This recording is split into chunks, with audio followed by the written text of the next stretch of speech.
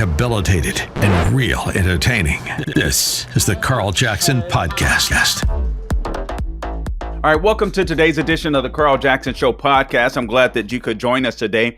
This is your daily dose of objective truth in a world of lies. There's a few news items that I want to discuss with you today, but every once in a while, when you're doing research, honestly, anyone in this industry, we go through tons of headlines, and every once in a while, there's a headline that just grabs you, and you're like, man, that's so good. It's framed so perfectly. Why didn't I think of that? It's kind of you kind of get a little jealous, or at least I do it sometimes. I'm just being real with you because I wish I would have thought about certain things. But sometimes writers put stuff out that are just absolutely phenomenal, and they make a case that I couldn't figure out in my own mind. And I'm like, oh yeah, that's what it is. That's it's like they bring this thought process out of you, and it's the weirdest thing, but it happens. We have great writers on the freedom front, if you will. There's a column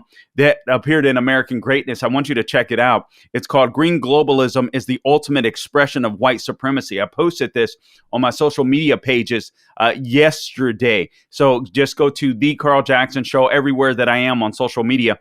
And I posted that, I believe, on virtually everyone, perhaps except Facebook. I'm seeming to have problems posting stuff on Facebook right now. But nonetheless, I'll try to put it up on Facebook. Also, be sure to subscribe to the podcast everywhere podcasts are found: Apple, Google, Spotify, YouTube, and Rumble. And so we'll talk about this today. What I want to talk to you about is how green globalism, or the Green New Deal, it is the ultimate white supremacy, and we'll dive into that. But first, also, I want to make sure that you please help out my sponsor, Mike Lindell. Mike Lindell and MyPillow. Man, this guy is going through the gamut. He is going through the gamut. These not only are corporations kicking him and the product out of the stores, but I haven't confirmed this as of yet. But from what I heard, perhaps his phone was taken by the DOJ as well. I have to confirm that. So I'll search on that. Nonetheless, this is a guy, American patriot, that is fighting for your freedom. He's also fighting for Americana, great old-fashioned Americana, American jobs, American manufacturing. You can help him out. You can help me out by going to mypillow.com. Click on the radio listener square. Use the promo code Carl, and there are some products that are on special for you, for my listeners. You still have the Perkel sheets while supplies last. Now for $29.98, Giza Dream sheets. You guys know you want some crisp, nice sheets to snuggle up with, or snuggle up, with your spouse or what have you, as the holidays approach. So you can get those Giza Dream sheets. You can get those Perkel sheets at mypillow.com. Again, click on the radio listener square, promo code Carl. Give them a call, 800-858-0263. You'll be supporting freedom in all facets. Well, you'll be supporting freedom when it comes to Mike Lindell fighting for election integrity, and me doing my best to get the word out to you. So I appreciate all of you that have gone and that will go. God bless every single one of you. Let's get to the issue at hand. First, I want to talk about a couple of issues that are in the news before we move on to the topic of the day. And this is very important. Obviously, we got the news on inflation yesterday. And the news broke after I had already recorded the podcast. But listen, this is stuff that you already know.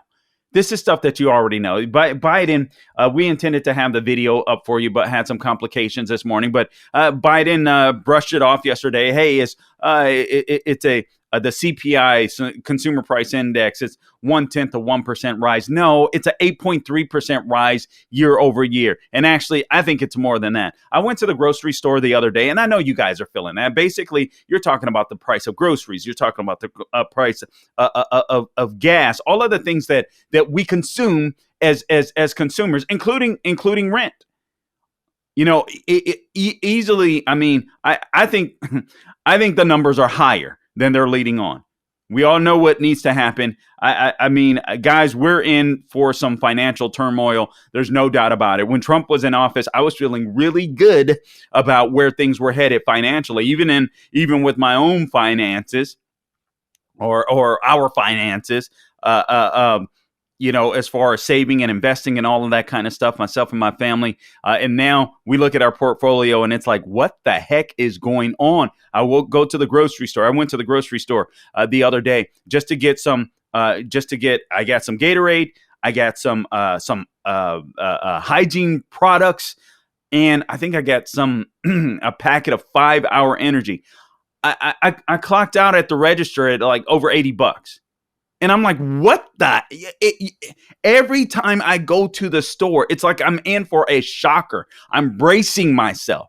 You don't get as much as you used to get because you know what a lot of these companies are doing because they're feeling the effects too, right?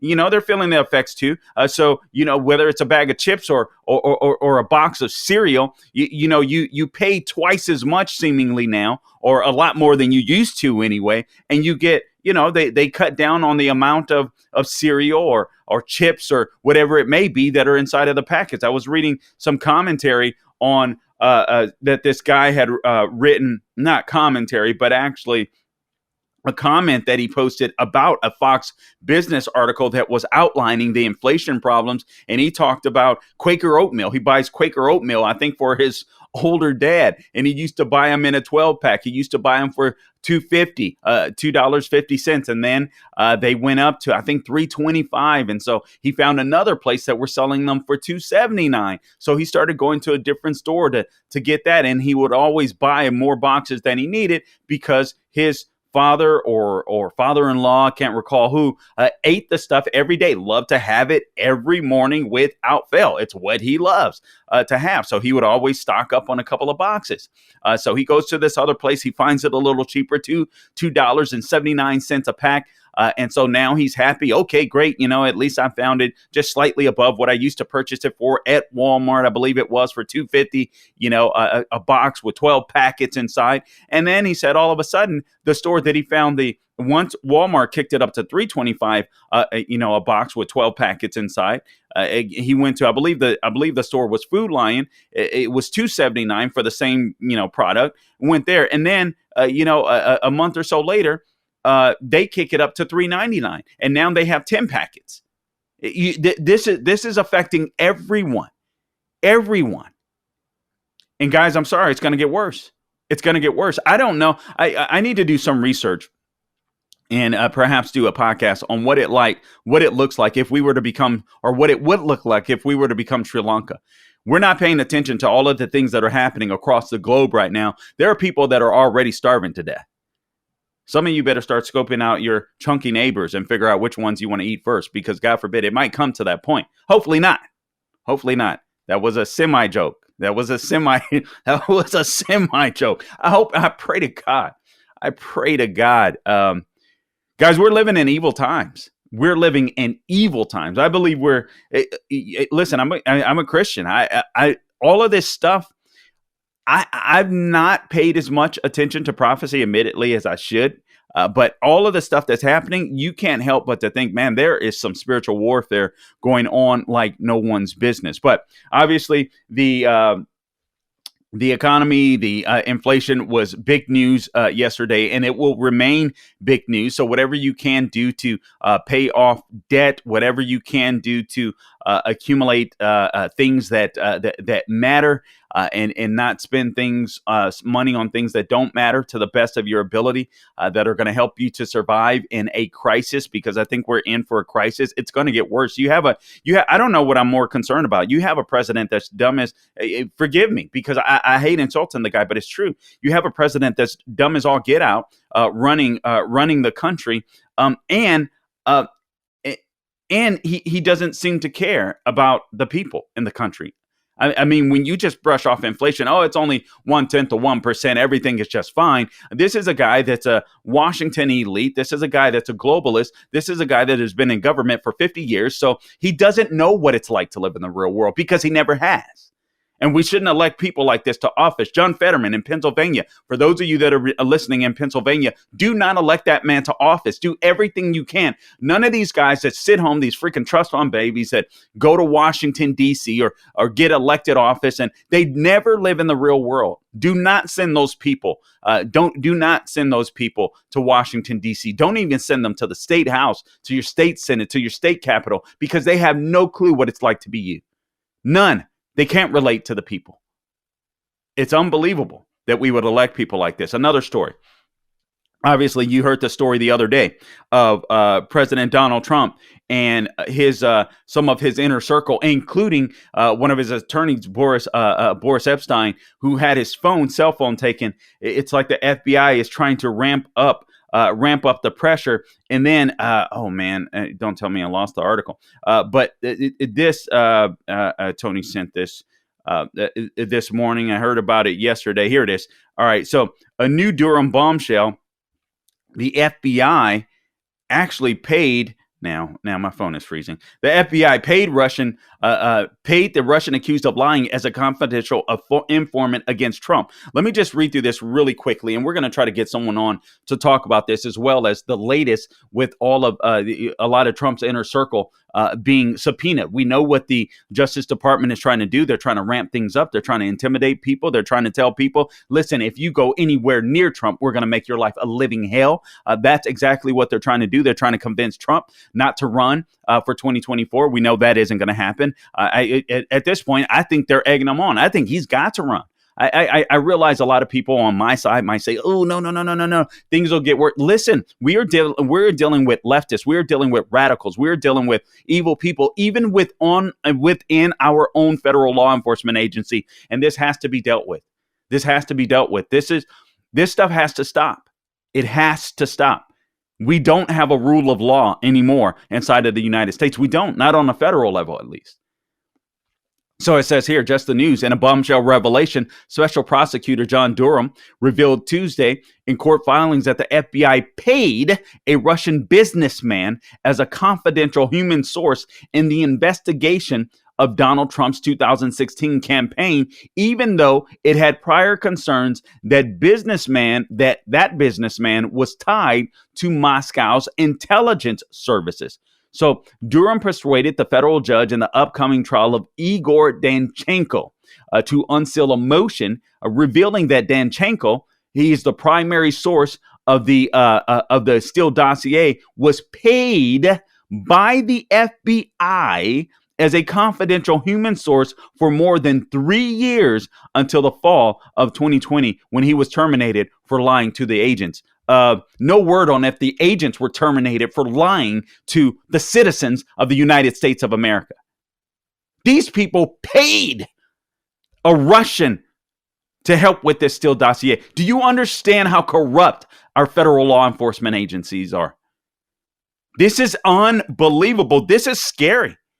I'm not going to sit here and tiptoe around it. This is straight up scary, where America has come in less than 2 short years with this dictator in charge, using the FBI and the DOJ, as Sebastian Gorka says, as his personal Gestapo. And those are strong words, but they seem to prove it every day. Absolutely insane. Absolutely insane. We'll have more on this. Let me get to the topic at hand. The Green New Deal. It's the new white supremacy. Again, I ran across this amazing column in AM Greatness, and I want to just, again, bring this to your attention, and I'm going to add my own 2 cents. There were also a couple of columns that I read earlier this week. And from the Federalist, Emily Jashinsky, she's great. She does great work at the Federalist. And she talked about the GOP's unifying midterm strategy should treat Democrats' green agenda as a culture war. I've talked to you about this, but I'm just going to go through and reiterate some of the things that she said in there to bring it all together. And also, what happened when one government, this from the Daily Signal, the Heritage Foundation's daily outlet, if you will, for blog posts. So John Stossel wrote this: what happened when one government fell under the influence of the world's environmental extremists? Basically, he had a one-on-one interview with Michael Shellenberger. Michael Shellenberger really recently ran for governor of California, or at least in the primary. And unfortunately, he lost in the primary. I thought he would have been an excellent choice. He's not a Republican. He's not a conservative per se, but I think just like Larry Elder last year had some great solutions to fix the problems in California, I think Michael Schellenberger was coming up with some really great solutions to fix some of the problems in California, including the homeless problems, energy problems.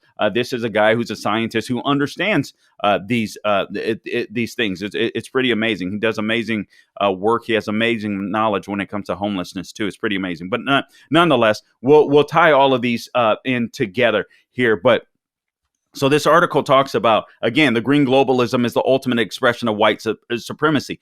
Understand that what the left does is project everything they do, what they're up to, and who they are onto us, right? We know that. We've seen that. You know, they call us, they call us, fascists, but we see them using Antifa, Black Lives Matter, and all this kind of stuff to intimidate us, use them as their brown shirts to get their way in elections and to get their way even with corporations, right? They've partnered up with many corporations that were feeling, oh, so sorry for the black plight in America, where this is the best, America is the best place for blacks to be anywhere else in the world. Make sure you check out Uncle Tom too. But America is the best place to be anywhere in the world for blacks, or any other person for that matter. What do you think these people are escaping to, that are invading our country on a daily basis? Where do you understand? America, as Alma Ohani Opari mentioned, when I asked him, man, does it seem unfair? You came through this country, the legal process, and the rest of the people, all these people that are breaking in, and he had a very great take on it. And he said, well, it lets me know that America is still a hot place to be around the world. And I'm like, man, it's such a great perspective. What are these people leaving behind? Such a great perspective. Such a great perspective. And so America is still the hot place to be. America is still the hot place to be. But they accuse us of doing everything they are. This article points out they accuse the right of not caring about the American worker, but the functional consequences of every policy they devise has been destructive to American workers. All you have to do is consider fossil fuel. Consider what's happening with Consider what happened with the lockdowns. I was thinking about this. Think about all of the small businesses that had to close their doors as a result of the lockdowns, not as a result of COVID, but as a result of the response to COVID by these left-wing radicals that wanted to use it to empower themselves. Think about this. All of these businesses closed. Now, let's add this to it. If these businesses want to get loans now, maybe some of them were conservative.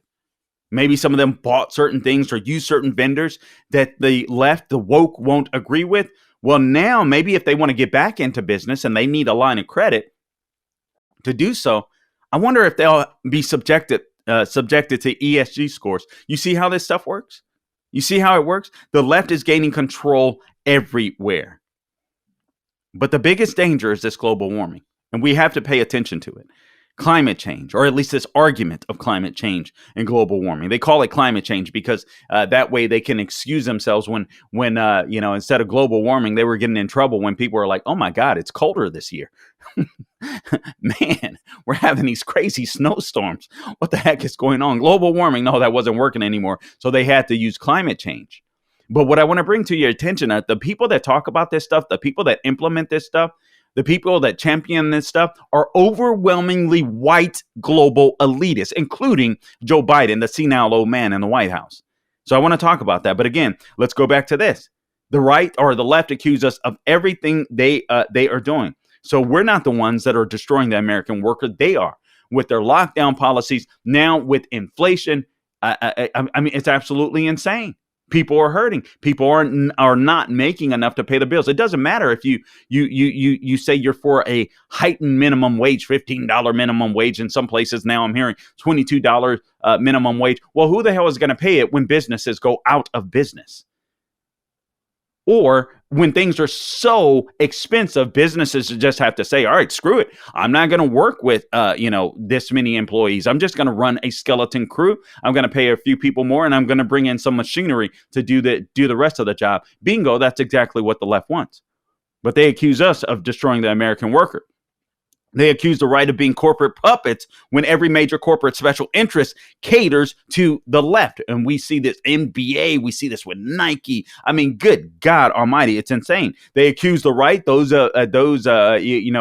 we American patriots, of having no respect for the Constitution, which is absolutely insane when they're the ones that want to fundamentally transform it and tell us that America is systemically racist. While they're the ones that they're attempting to pack the Supreme Court. They want to get rid of the Electoral College. They ignore the First and Second Amendments. They try to censor us. Just the other day, I was talking to you about this the left working with American Express, Visa, MasterCard, in order to create a gun list, law-abiding gun purchasers, right? So that's what they want to do. This article goes on to say maybe the biggest projection of all is the common leftist accusation that the right is dominated by white supremacists, right? So if you're on the right, if you're a Republican, if you're a conservative, if you're a white Christian, you are a white supremacist. The first thing to observe, he says here, is that the American left, its leadership, its donors, and its corporate partners, diversity, equity, and inclusion, notwithstanding, quote unquote, is itself dominated by whites. Isn't that fascinating? He goes on to say, and apart from their rhetoric, they certainly aren't doing anything to help non-whites, from welfare to affirmative action to avoidable cost of living. Every policy the left implements has the effect of disproportionately marginalizing and impoverishing non-whites or minorities. Guys, I want to ask you this question because he takes it on an international level. I'm just going to bring it home real quick. Gabe, if you're there, I'm going to bring you in. Let me ask you this question. All right. I'm laughing as I think about it. All right. Okay. How many black people, and I want you guys, I'm giving you permission to do this today. You're not a racist if you do this. I want you to scope out today wherever you are. If you see a Tesla, if you see a Nissan Leaf, even if you see a Toyota Prius, I want you to just glance over to it real quick, and make sure you don't get you don't want any road rage going on out there. But I want you to see how many black people are driving those bad boys, even minorities. Yeah, I challenge you, Gabe. I want you to go out and do it today. The people that are buying into this climate change nonsense are overwhelmingly white people that want to virtue signal, or, I understand that there's always exceptions to the rule. There's some people that just want better fuel economy with some of the hybrids. I get it. There's some that just love the feel of driving a Tesla I get it. I get it. I get that I'm generalizing, but these things, these vehicles are no better for the environment. In fact, I could argue that they're worse based on the evidence that's out there. They're no better for the environment, but look who's buying into it. You're going to overwhelmingly see white people doing this. Go look around in neighborhoods. Check out all the people that are outfitting their homes with solar panels. By the way, very bad. And not necessarily, if you can make everything, cost efficient, so be it. But check out the people that are overwhelmingly outfitting their homes or buying into the green stuff. It's overwhelmingly whites. Overwhelmingly. Now, I hate to use the race card. I hate to use, but this is a fascinating article. And it caused me to pause and to think. And I'm like, this is a great way to argue against the green globalization of the world because it's utter nonsense. It's utter nonsense. He says here, and apart from their rhetoric, after he explains that all of these people are white. Again, check it out. I challenge you. You're not going to see a lot of black people driving Teslas. I saw one black dude. I can't remember, Gabe, if he was actually driving the Tesla or if he was a passenger. And even then, I was like, huh.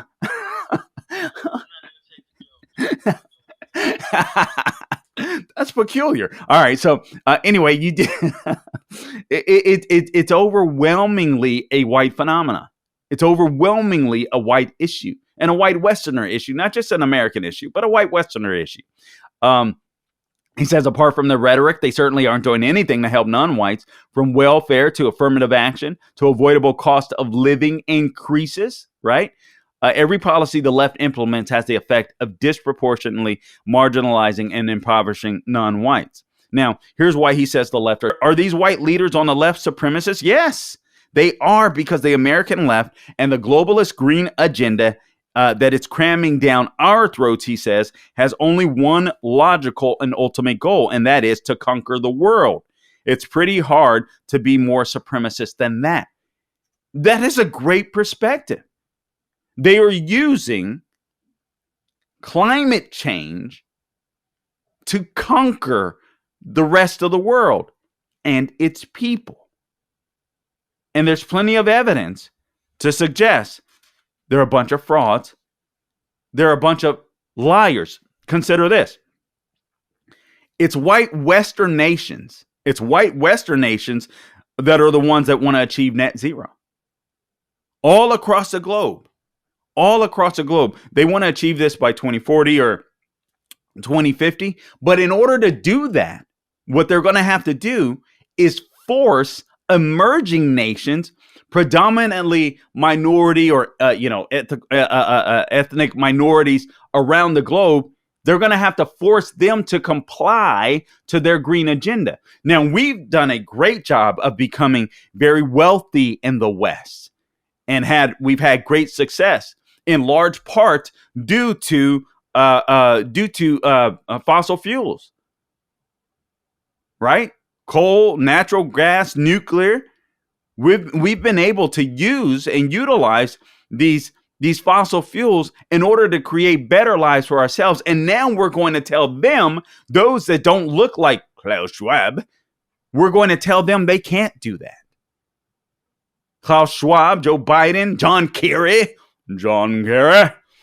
can sit up on their great white horses, if you will, and say, we're saving the planet. You're going to obey us. They don't even have the sovereign power to do that. Who the hell are they? John Kerry, an American? Joe Biden, an American? But they're going to tell the rest of the emerging world, we've created a level of success and prosperity for our nations by using fossil fuel, but you're not going to be allowed to do it. You Africans, you Latinos around the country or around the world, you're not going to be allowed to do it. Why? Because we're saving you. Now, it does mean, as Michael Schellenberger pointed out in his column, and I'll go back and forth with these, that just like you saw happen in Sri Lanka, people are going to starve to death. Just like you see happening in the Netherlands, where thousands and thousands of farms are being forced to shut down in order to comply with this green energy nonsense, when they've already done what they can to ration their fertilizer and to be smart about it, cutting down many of them their fertilizer usage 70%, yet it's still not enough for the greenies.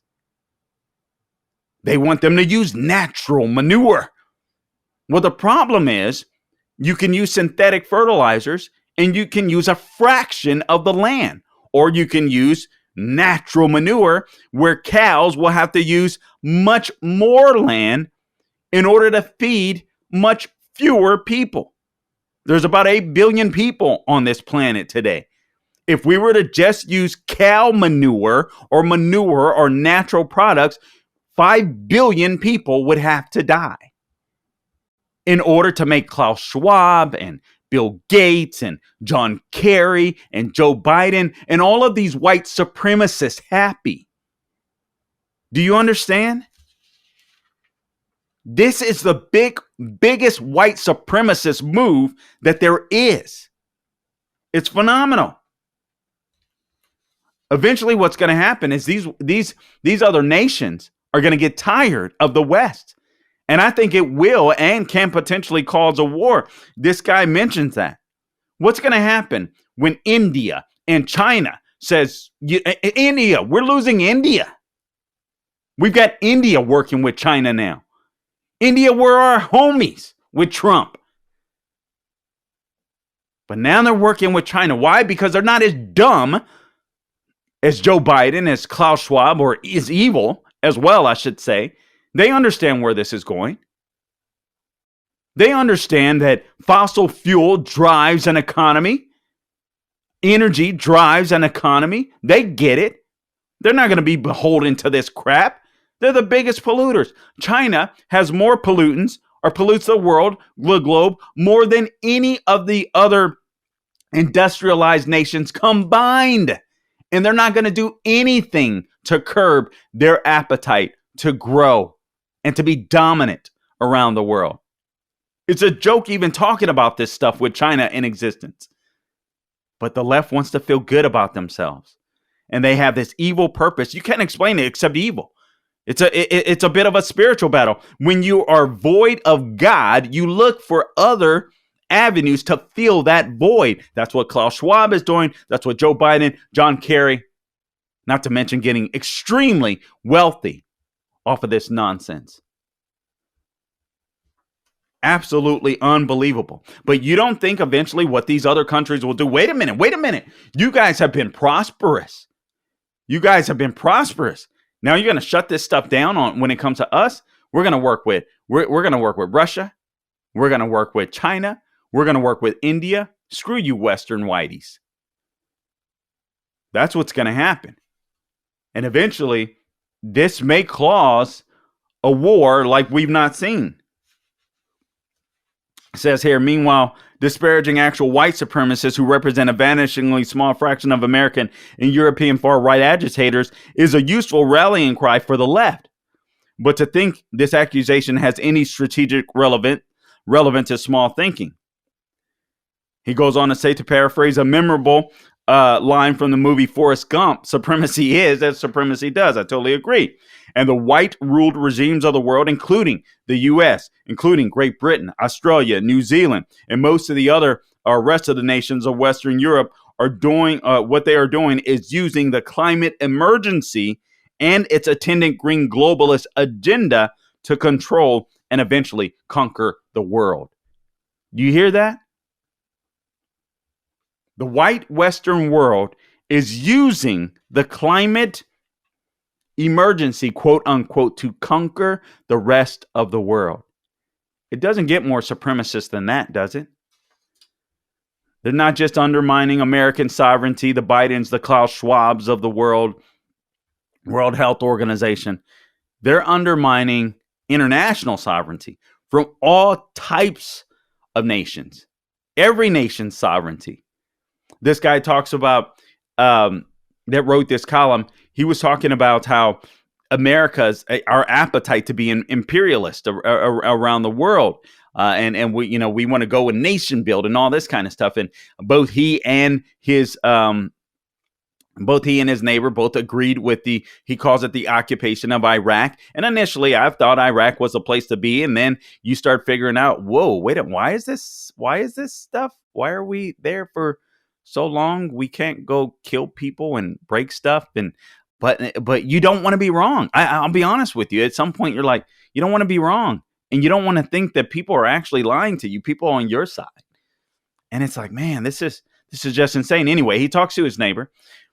And he and his neighbor, they agree on Iraq. Oh, man, hellhole. We shouldn't have been there, so on, etc. And we shouldn't be sending Americans there and all this kind of stuff. And then he asked his friend about Brazil. He was like, well, what about the Amazon rainforest? Would you want America to go there and, run shop and take over? And he goes, oh, yeah, because his friend was a liberal.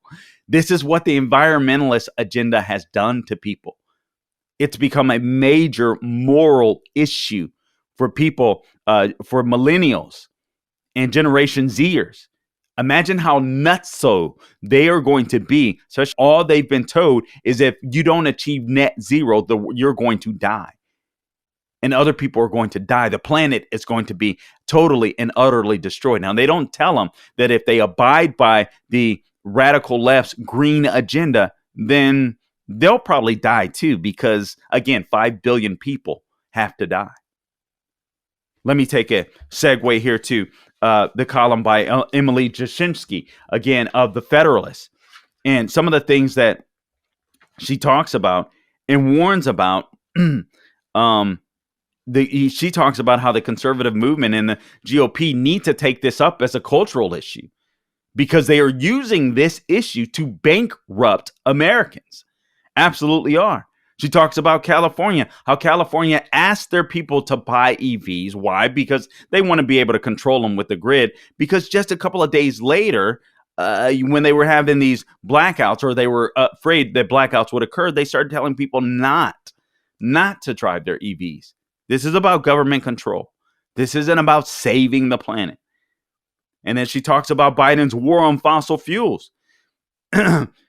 And how they're to blame, how it's to blame for higher fuel prices and energy prices. She says Democrats are rigging the market to force you to buy a car that has a 200-mile reach and uses erratic and expensive energy when you already have increasingly efficient models in your driveway and tens of billions of easily accessible barrels of offshore fossil fuels here at home and much more around the world. Isn't that the truth? So all of these major car companies, because of pressure from the left and all these wokesters and all these politicians that want to get rich in Washington, D.C., because that's what's happening off of this green energy nonsense, cars were already moving towards becoming more energy efficient. Car makers were already doing that. You don't need these EVs. You don't need to go mining for the cobalt and lithium that actually destroys the environment using these big mountain movers. You should see these bulldozers that they use to mine for these things. Those things are so massive and they use so much diesel fuel. It's laughable to think that when you buy an EV, you're being kind to the environment. You're raping the environment. It's the total opposite. She says we have centuries worth of the stuff waiting in the ground, which gives us enough time to come up with some better ideas. And again, listen to this.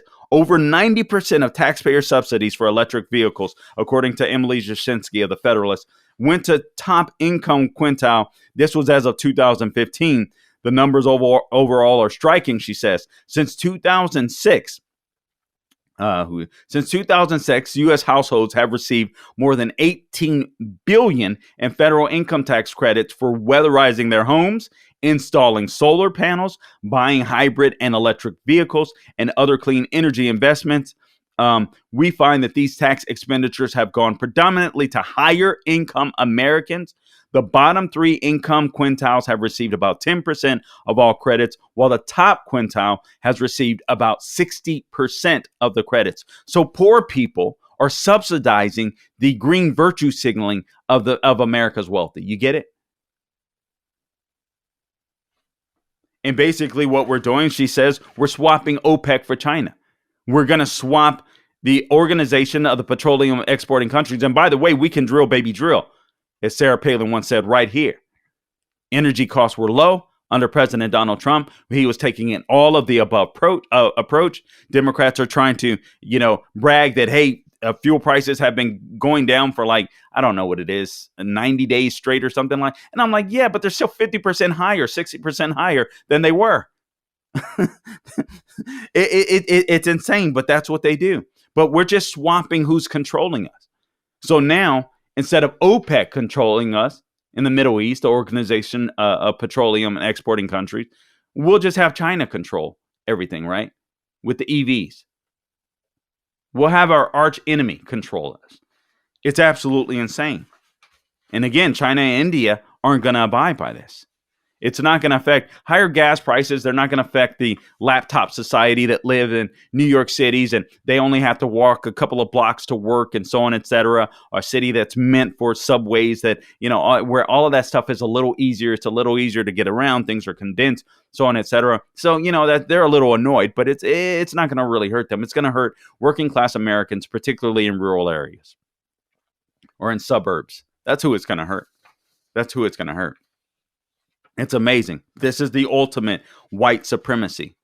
The Green New Deal is. Let me just make sure that I'm going over basically everything that I wanted to go over. He says here, the environmental movement has always been dominated by whites. He reminds us, with rare exceptions, every trailblazing leader was white. And the movement today is overwhelmingly white, he says. Greenpeace used to have just one mission, save the whales. And I think it was the founder of Greenpeace. I believe he did a PragerU video if I recall. I know someone affiliated with Greenpeace, and I believe it was the founder. But they went too woke for him. It went beyond save the whales to all of this global warming nonsense. And he started saying, wait a minute, these people are starting to get crazy. This is not what I signed up for. They're starting to lie to people. But anyway, check out that PragerU video on Greenpeace. All right. But at least they were legitimate from the onset, right? They had legitimate concerns. The Rainforest Action Network was formed to protect rainforests, he says. Even the EPA in its early years, man, a Republican did that. Richard Nixon, oh my goodness. In its early years was maybe Republicans, we should just decide not to grow government.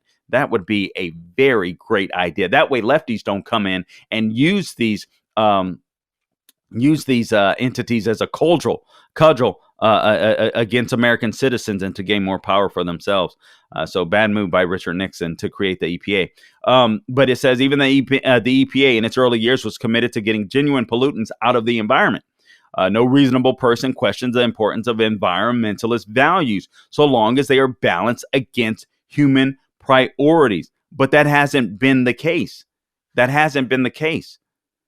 He says, but just as the environmentalist movement has now been co-opted by the left and incorporated the entire leftist agenda into what was once an undiluted and important focus, the left has also been co-opted by the globalists. So you get that? Environmentalist movement co-opted by the left, and now the left has been co-opted by the globalist, by the Klaus Schwabs of the world. It's just phenomenal. It's just phenomenal. He says these people are overwhelmingly white, from the environmentalist power brokers that led the corrupted movement that exists today to the plutocrats that define and implement the globalist agenda, the John Kerrys of the world, the Klaus Schwabs of the world. He says what a terrific new bludgeon on the climate emergency provides. White globalists now have a moral justification to control the world. Isn't that amazing? These people are looking for a sense of purpose, a sense of morality.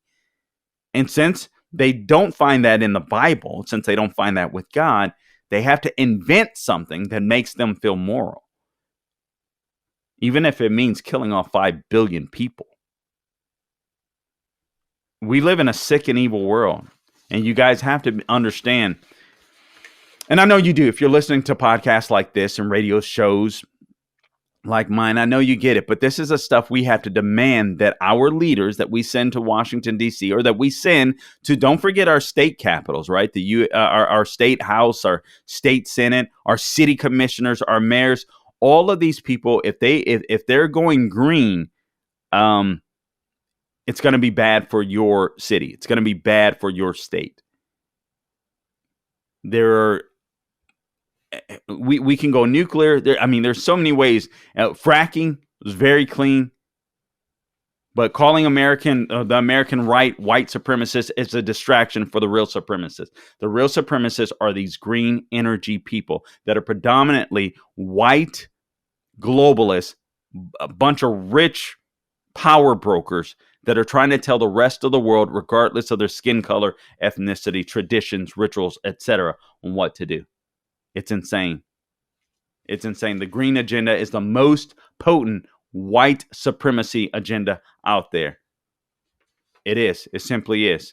Just in closing, this guy talks about a couple of things that are worthwhile, things that we could all agree upon, right? He says there's nothing redeeming in the green globalist war on conventional energy. We're not talking about coordinating fishing quotas so Asian trawlers don't strip mine every shred of living protein out of the oceans.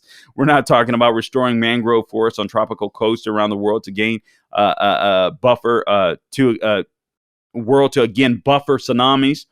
There are plenty of legitimate avenues for international cooperation by sovereign nations. In other words, when we all have an interest. If America has an interest to work with another sovereign nation because there's some type of environmental issue that needs to be contained, controlled, so on, etc., then so be it. But what these white globalists are doing, what these white green globalists are doing, are trying to impose their worldview on the rest of the globe, keeping Africans poor and other people around the world poor. They get rich. They get to feel good about themselves while they destroy lives for no good reason, because this climate change stuff is a complete and utter sham. All right, guys, I appreciate you tuning in to this edition of the Carl Jackson Show podcast. Please share this on YouTube and Rumble. I'm telling you, the Green New Deal is the new white supremacy. I hope that you've enjoyed this podcast. Also, please be sure to support Mike Lindell, MyPillow, MyPillow.com. Again, use that promo code Carl, C-A-R-L. Click on the radio listener square. Take advantage of any deals on MyPillow, but specifically right now, you've got the Giza Dream Sheets and the Perkel Sheets selling for $29.98. So take advantage of that for the Christmas holiday season coming up. I know you'll be blessed by that. So we really do appreciate you listening. Follow me on social media, wherever I am on social media, The Carl Jackson Show. And until next time, don't grow weary doing good. God bless you.